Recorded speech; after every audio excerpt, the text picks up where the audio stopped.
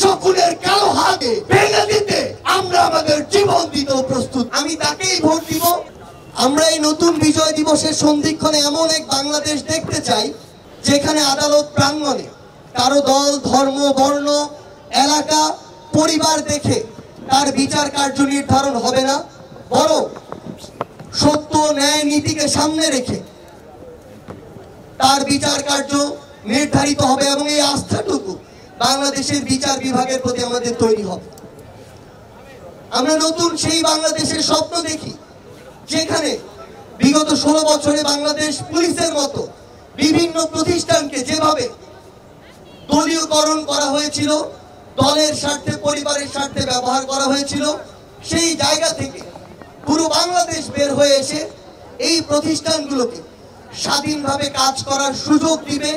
এই প্রতিষ্ঠানগুলো দেশ এবং দেশের মানুষের কথা সামনে রেখে, মাথায় রেখে তাদের কাজগুলো করে যাবে।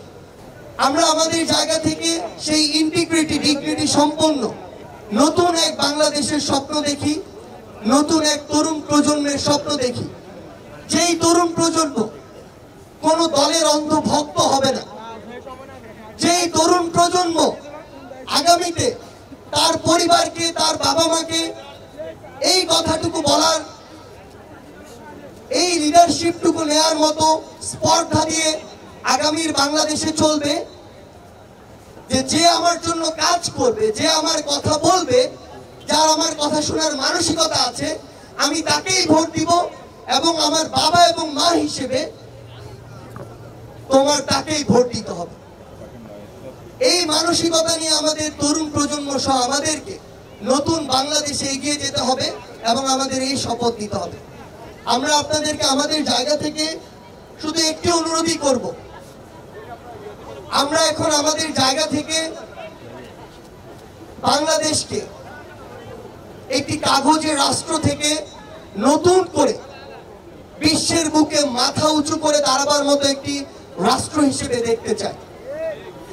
আমরা আমাদের জায়গা থেকে এই দলাদলি, কাদা ছোড়াছড়ি এগুলোর বাইরে গিয়ে দেশের জন্য কাজ করবে, দেশের মানুষের জন্য কাজ করবে এমন রাজনৈতিক দলগুলোকে দেশে চাই।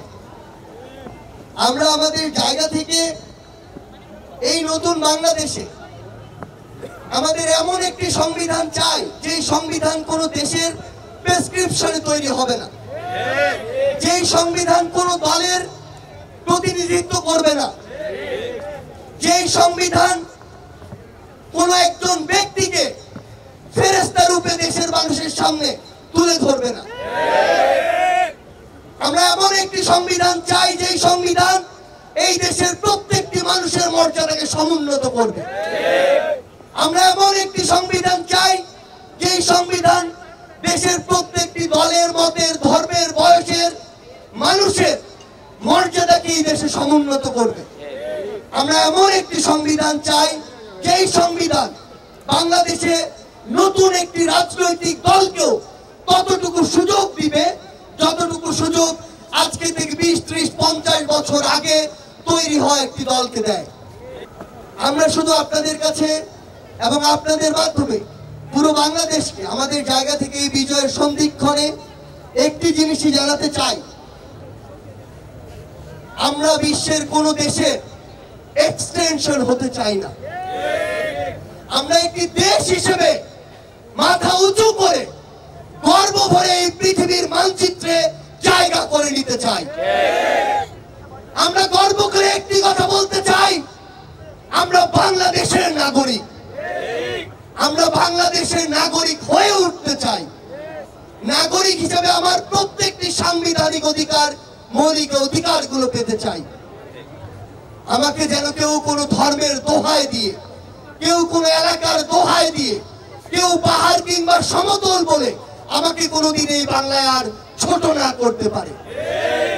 কোন দেশের দাসত্ব মেনে নেওয়ার জন্য ৭১ এত মানুষ জীবন দেয়নি। কোন দেশের দাসত্ব মেনে নেওয়ার জন্য ২৪ এত মানুষ জীবন দেয়নি। কোন দেশের দাসত্ব মেনে নেওয়ার জন্য আমার ভাইরা এখনো জীবন দিতে প্রস্তুত, এই কথাটি বলে না। আমরা বিশ্বের প্রত্যেকটি দেশকে পার্শ্ববর্তী দেশ, প্রতিবেশী দেশ এমন কিছু নয়। এই বিশ্বের প্রত্যেকটি দেশকে একটি কথা বলে দিতে চাই, বাংলাদেশের প্রতি আপনার দৃষ্টিভঙ্গি যেমন হবে, জীবনের বিনিময়েও আপনার প্রতি আমাদের সেই দৃষ্টিভঙ্গি আমরা নিশ্চিত করব। বাংলাদেশের প্রতি আপনার মর্যাদা যতটুকু আপনারা সমুন্নত রাখবেন, রক্তের বিনিময়েও আমরা আমাদের মর্যাদা আপনাদের প্রতি ততটুকুই সমুন্নত রাখবো।